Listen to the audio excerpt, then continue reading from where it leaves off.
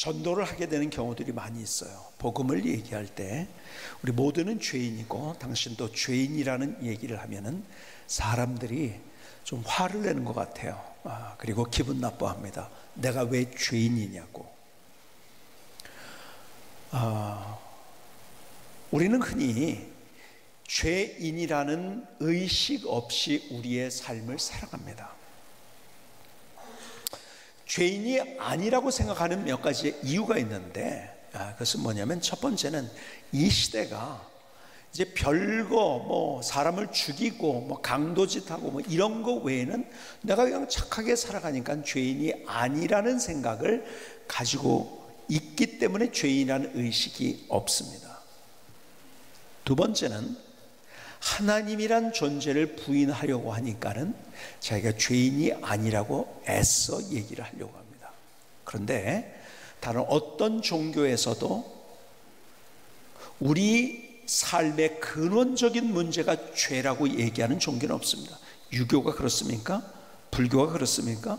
힌두교가 그렇습니까? 아니에요.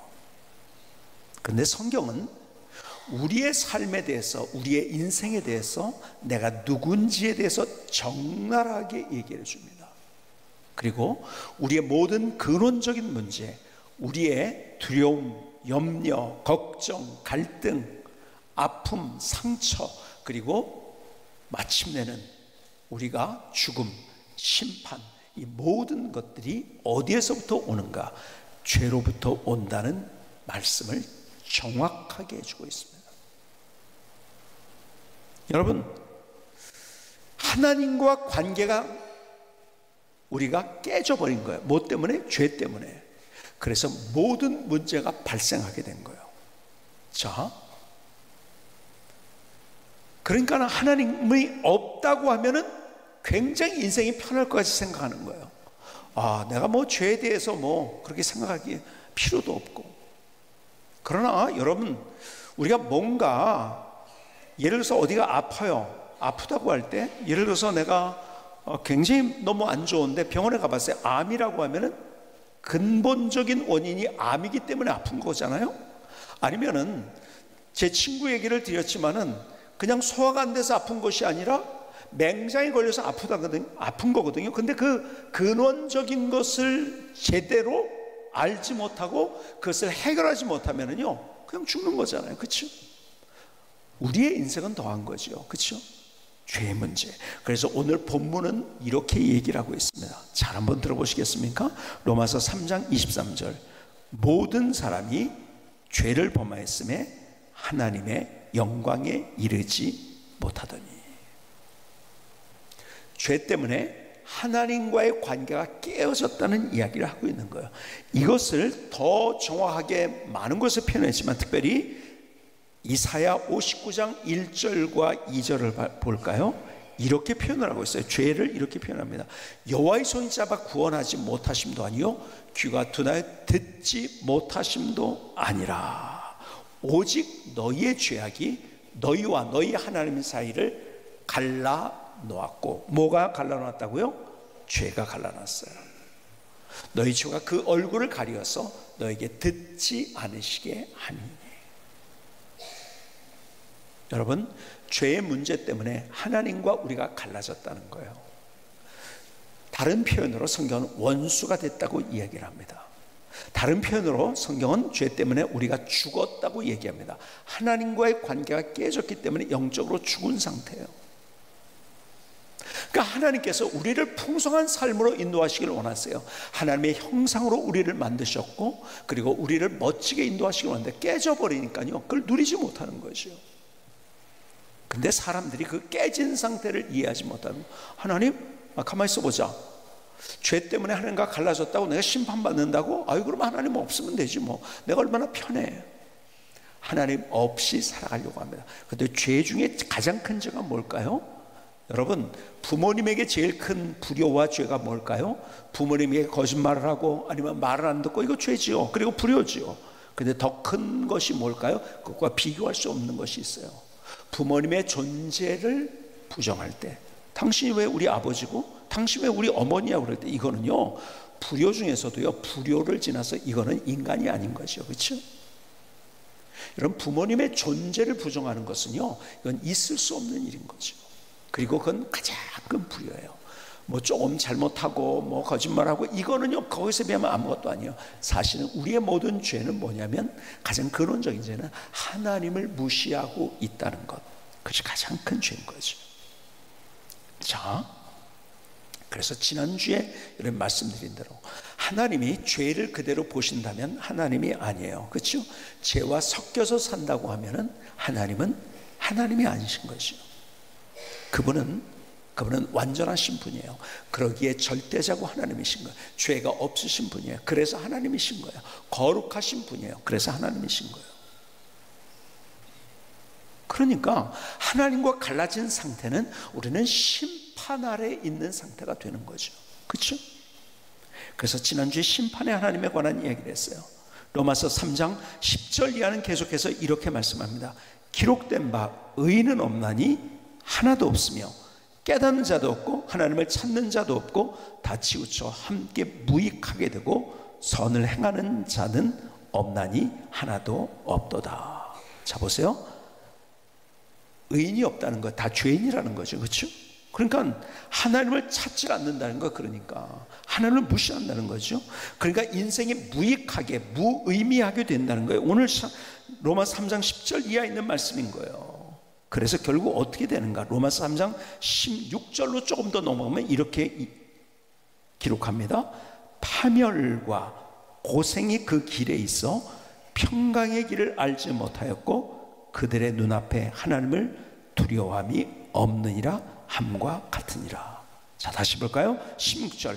파멸과 고생이 그 길에 있다는 거예요. 여러분, 하나님 없이 살아가는 인생, 그것이 죄인데요, 그 결과가 이거란다. 파멸과 고생. 17절. 평강의 길을 알지 못하고 늘 불안과 두려움과 염려 속에 있는 거죠. 18절. 그들의 눈앞에 하나님을 두려워함이 없느니라. 야, 하나님 있으면 내가 심판받아야 되니까 그 두려운 하나님 없어! 그러면 쉬울 거라고 생각한다는 거예요, 세상 사람들이. 자, 그래서 심판의 하나님을 알게 될 때 두 종류의 사람이 나온다는 이야기를 지난 시간에 말씀드렸어요. 첫 번째는 누구예요? 니체입니다. 하나님이 심판의 하나님, 아유 그러면 나 두려워서 하나님 없으면 돼. 그래서 하나님이 없다, 죽었다 얘기하고, 내가 능력이 있다, 내가 할 수 있다, 내 능력으로, 내 가진 것으로, 내 느낌으로, 내 생각이 맞다, 그러면서 길을 걸어가는 거예요. 그래서 뭐예요? 여기 다시 볼까요? 로마서 3장 16절. 그의 삶의 열매가 그거잖아. 파멸과 고생이 그 길에 있어 평강의 길을 알지 못해 그들의 눈앞에 하나님을 두려움이 없느니라. 누구예요? 니체입니다. 근데 또 한 종류의 사람이 있다고 했죠. 누구예요? 바로 마틴 루터예요. 그는 심판의 하나님 때문에 두려웠어요. 죄를 그가 해결하려고 무던히를 애썼어요. 그래서 그는 수도자가 되기로 결심을 했어요. 그리고 수도원에 들어갔어요. 안 되는 거예요. 내 스스로 해결할 수 없는 죄의 문제를 해결할 수 없는 거예요. 그때 복음을 만난 거예요. 하나님이 나를 사랑하시고, 그리고 하나님의 은혜의 하나님이어서 내게 용서와 구원을 주시는 하나님, 그게 복음이잖아요. 그렇죠? 그런데요, 보세요. 심판의 하나님을 강력하게 만나면 더 강력하게 사랑의 하나님, 은혜의 하나님을 만나게 된다는 거예요. 근데 세상은요, 계속 내가 아니야, 하나님 없어, 네가 노력하면 되는 거야, 이 얘기를 합니다. 그러니까 로마서 3장 20절로 계속 내려볼까요? 이렇게 말씀합니다. 그러므로 율법의 행위로 그의 앞에 의롭다 하심을 얻을 육체가 없나니 율법으로는 죄를 깨달음이라. 뭡니까? 내가 도덕적으로, 그리고 내가 율법적으로, 그리고 내가 어떤 규칙을 다 지켜가지고 내가 완전하게 돼서 내가 하나님을, 야 내가 이 정도 됐습니다, 하나님께 나갈 수 있는 존재가 없다는 거예요. 왜? 다 죄인이기 때문에.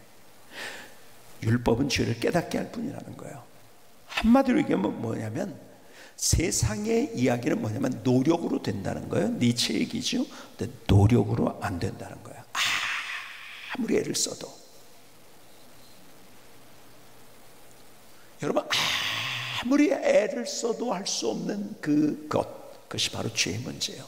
그래서 근현대사에 불교에서 가장 존경하는 사람을 성철 스님으로 꼽습니다. 그렇죠? 왜 그래요? 수행을 잘했어요. 수행뿐만 아니라 그는 수행의 단계를 넘어서 고행을 했어요. 장좌불화 8년을 했다고 그래요. 어떤 사람은 10년 했다고 얘기해요. 왜? 본인이 얼마 했다고 얘기하지 않아서 옆에서 본 사람이 그냥 하는 얘기예요. 장좌불화가 뭐죠? 땅에다가 등을 대지 않는 거예요. 잠을 안 자는 거예요. 그러니까 쉽게 얘기하면 잠 안 자고 참는 거예요. 눕지 않는 거예요. 그걸 8년을 했어요. 어떤 사람은 10년을 했다고 그래요. 여러분 어떻게 잠을 안 자고 삽니까? 여러분 잠 안 자면 결국 죽습니다. 그래서 그 수행 때문에 사실은 큰 병을 얻게 되죠. 이 성철 스님이. 어쨌든 간에 그렇게 하니까 사람들이 무조건 존경을 해요. 내가 할 수 없는 그것을 하니까 뭔가 있다고 생각하는 거예요. 그렇죠? 근데 죄의 문제가 해결됐을까요? 여러분 그분이 한 얘기 가운데 유명한 얘기, 산은 산이요 물은 물이로다. 너무 잘하는 말이에요. 그렇죠? 무슨 뜻인가요? 저는요 이 말이 굉장히 아주 대단한 말을 했다고 해서 내가 생각할 땐 대단한 말은 아닌데 왜 대단하다고 하지? 제가 굉장히 연구를 많이 했어요. 제가 뭔가 의문이 들면 저는 그걸 좀 파고드는 그런 성향이 있어요. 파고들었어요. 이 말을 왜 했는가를 보니까요 성철 스님이 한 얘기는 이거예요. 보통 좀 똑똑하다, 더 보통 사람이 뭔가요? 그러니까는 사람들이 동물적인 본능에 의해서 사는 것보다 더 형이상학적인 것을 추구하는 사람들은요 산이라고 할 때 그건 산이 아닐 수 있다고 생각을 하는 거예요. 물이라고 할 때 그것은 물이 아닐 수 있다고 생각을 하는 거예요. 그리고 연구를 합니다. 그리고 막 그냥 거기에서 내가 산이었는데 사람들이 생각하는 그 산이 아니라 그 산은 이런 거다 막 그래서 자기가 얘기를 하면 사람들이 오 그래 대단한데 어떻게 그런 걸 깨달았어 그런다는 거죠. 근데 자기가 보니까 처음에는요 산은 산이 아닌 것처럼 자기도 고상하게 생각을 했는데 결국 자기가 깨닫고 나니까 산은 산이라는 거예요. 그리고 물은 물이라는 거예요. 조금 더 구체적으로 얘기를 할까요? 구체적으로 하면 이런 거예요. 산은 산이요 물은 물이라는 것은 하나님은 하나님이라는 거예요. 절대자는 절대자, 하나님은 하나님이라는 거예요. 사람은 사람이라는 거예요. 그걸 뒤엎을 수도 없고 아무리 내가 연구를 하고 아무리 내가 노력을 해도 그것은 아니라는 거예요. 그래서 산은 산이요 물은 물이라고 얘기한 거예요. 제가 불교 신자들이나 이런 것들을 이런 유명한 말을 해서 이런 얘기를 하는 사람들에게 그럼 무슨 뜻인지 아냐고 물어보면 제가 경험한 바로는 그것을 무슨 뜻인지 모르는 모든 사람들이 다 모르더라고요. 그리고 대단한 말을 했다고만 해요. 왜 그럴까요? 장좌불화 같은 고행을 했기 때문에 무조건 좋은 말이라고 생각하는 거예요. 왜 좋은 말인지도 모른 채. 근데 깨달은 거예요. 뭘 깨달은지 아세요? 하나님은 하나님이고 사람은 사람이라는 거예요. 내가 노력해서 완전하지 못하게 된다는 거예요. 그래서 그의 마지막 그 당시에 그분이 돌아가실 때 마지막에 한 말이 이거예요. 신문에도 난 얘기입니다. 일생 동안 남녀의 무리를 속여서 하늘 넘치는 죄업은 수미산을 지나친다. 내 죄가 수미산보다 높다는 거죠. 그렇죠? 산채로 무간지옥에 떨어져 그 한이 망갈래나 되는데 둥근 한 수레바퀴 불금을 내뿜으며 푸른 산에 걸렸도다. 여러분 무간지옥에 간다고 하고 그 한이 그래서 한이 만갈래나 된대요. 왜 그런지 아세요? 그렇게 노력했는데 그렇게 애를 썼는데 그렇게 최선을 다했는데 자기가 여러분 그렇게 할수록 사람들은 자기가 얼마나 부족한지를 알게 되는 거예요. 그렇게 살수록 여러분 다른 모든 종교는 노력입니다. 그냥 근데 그 노력으로 해결된 적은 없어요. 왜요? 우리는 완전하지 못하기 때문에 다 죄인이기 때문에. 여러분 내가 생명을 육신적인 생명을 내가 유지할 수 있는 것 이 자체도요 다 내 노력이 아니라 이것은 은혜예요. 은혜. 내가 스스로 먹을 수 있는데 다른 것들은 내가 다 거부해 이런다고 그러면 얼마나 바보예요. 그렇죠? 아니에요. 근데 세상은 계속해서 네 노력, 네가 해봐, 도전해봐, 네가 스스로 네 인생의 주인이야, 네 마음 잘 잡고 잘 해가지고 그렇게 가면 돼. 그 노력이 우리를 오늘 아까 성경에 있는 대로 파멸과 고생과 평강의 일을 알지 못하고 두려움과 염려로 간다는 거죠. 근데 그렇게 자꾸 만들고 있는, 아니에요.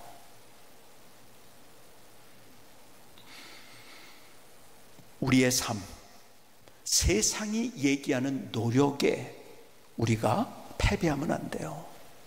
노력을 뛰어넘는 것이 은혜예요.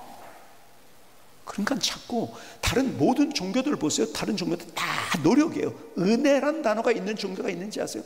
여러분, 이단도 다 그런 거예요. 이단, 제가 계속 신천지요 구원받는데 뭐예요? 노력이에요. 다 이단과 다른 모든 종교들은 노력을 얘기합니다.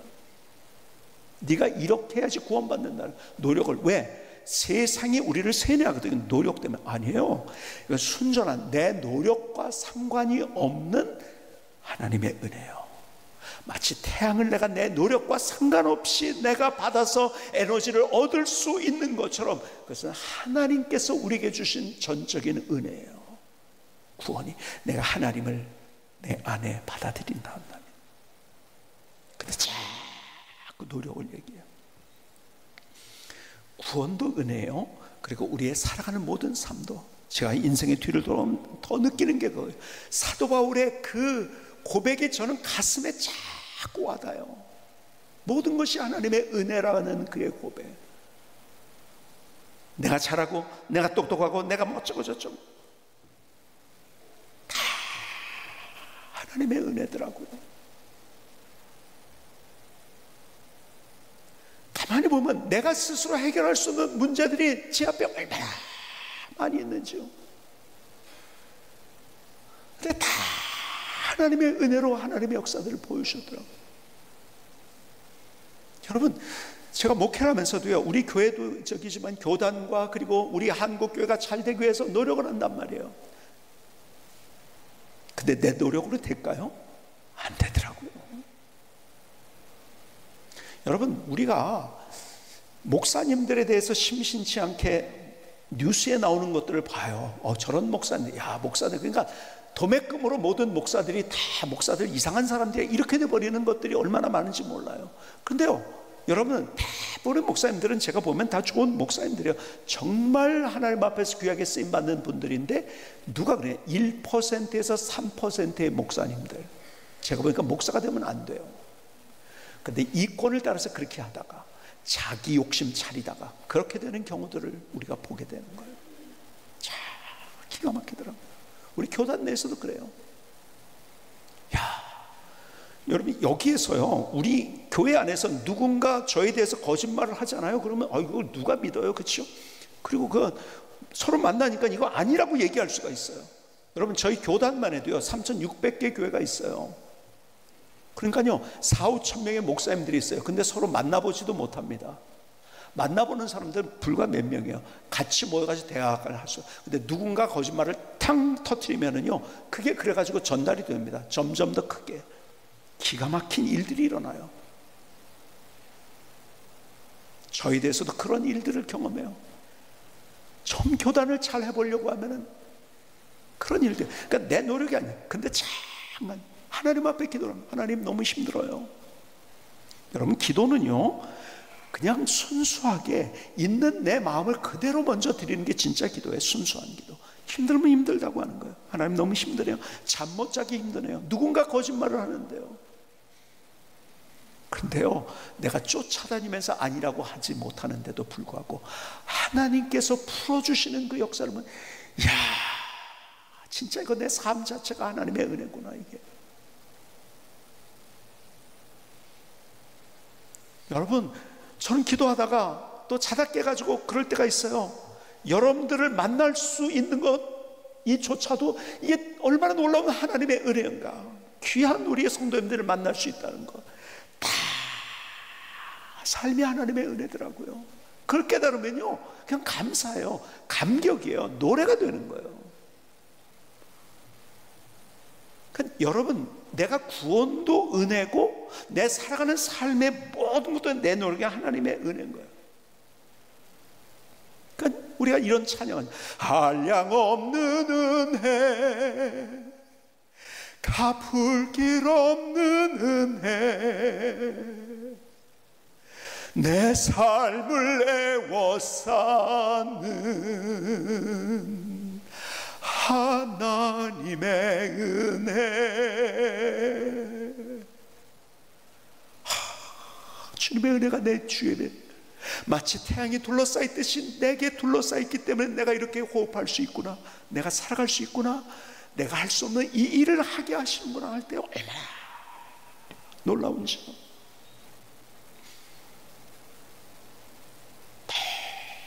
너무 감사한 거예요.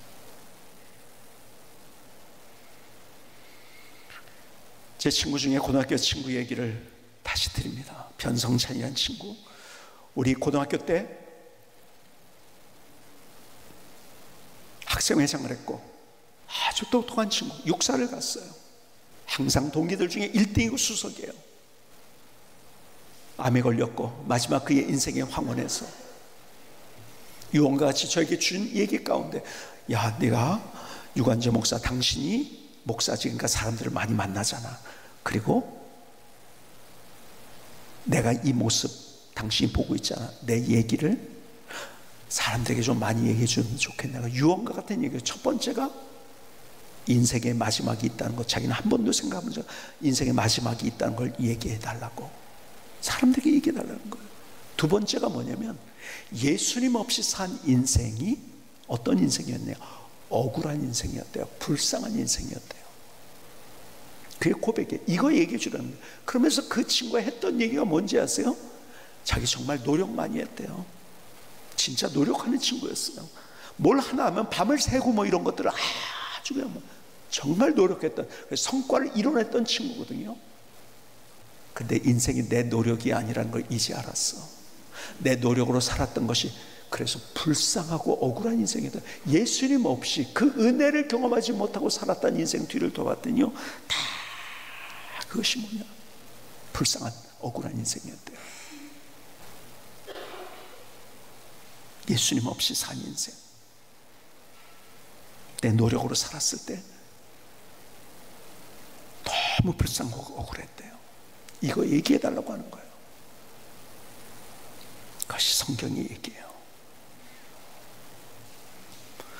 우리의 구원이 어디로부터 왔습니까? 은혜예요. 에베소 2장 4절 이하를 보실까요? 긍휼이 풍성하신 하나님이 우리를 사랑하신 그 큰 사랑을 인하여 하나님이 우리를 사랑하셨어요. 계속 그 얘기를 하죠. 성경은 우리를 사랑하신 그 큰 사랑을 인하여 5절 허물로 죽은 우리를 그리스도와 함께 살리셨고 너희는 은혜로 구원을 받은 것이라. 오늘 하나님의 말씀 앞에 여기 두 종류의 사람이 있습니다. 이 자리에 아직 예수님을 안 믿는 분이 있나요? 오늘 마음의 문을 열고 그분을 마음속에 영접하는 시간이 될 수 있길 바랍니다. 구원은 은혜예요. 내 노력이 아니에요. 내가 이미 예수 믿었지만 하나님의 은혜보다 세상에 둘러싸여서 쇠뇌 되어서 내 노력을 얘기하고 나의 삶을 살고 있지 않나요? 하나님의 은혜를 바라보며 내가 그래서 이렇게 살아겠다는 우리의 결단, 오늘 말씀 앞에서. 그래서 여러분 정말 기가 막힌 인생이 뭔지 아세요? 은혜의 하나님을 삶 속에서 경험하는 사람이에요. 이 은혜가 여러분에게 넘쳐날 수 있기를 주님의 이름으로 축복합니다.